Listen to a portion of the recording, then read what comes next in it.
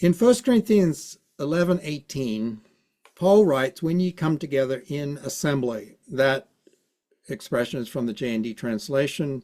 I've looked at some modern translations, and at least some of them get it right. When you come together in assembly, or as the church, as they might word it. What does that mean? What does it mean to come together in assembly? Being in assembly means something, otherwise Paul wouldn't have used the expression. Not every gathering of believers is in assembly. So Christians in those days met together for meals. This was not in assembly.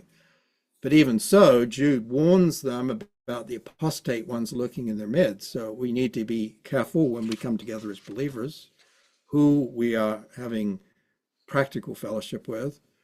But we could get together for a volleyball game. Is that in assembly? No. Or just because there are believers together doesn't make it in assembly. In Matthew 18, so that naturally raises the question, when are believers gathered together in assembly? In Matthew 18, we read of individuals meeting to witness interaction between one who was trespassed against and the one who offended, one who did the trespassing. Those believers that met together were not the assembly. There may have been as many as 5 believers together, because in Matthew 18 it says take 1 or 2.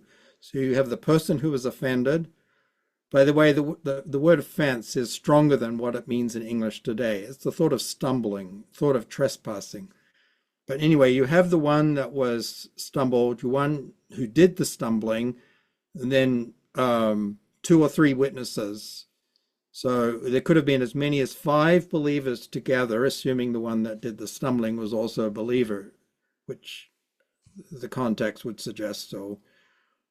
You have as many as 5 believers come together, but they're not the church, because the scripture immediately goes on to say, well, if the offender will not hear, then the matter is to be taken up in the assembly.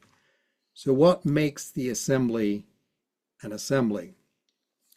Matthew 18 defines the assembly and the source of its authority. So Matthew 18:20, well-known verse, a very abused verse, admittedly, but it says, where 2 or 3 are gathered together in my name, there am I in the midst of them. So it's Christ's presence in the midst of such a gathering that gives it both the authority, but also the responsibility to act as an assembly.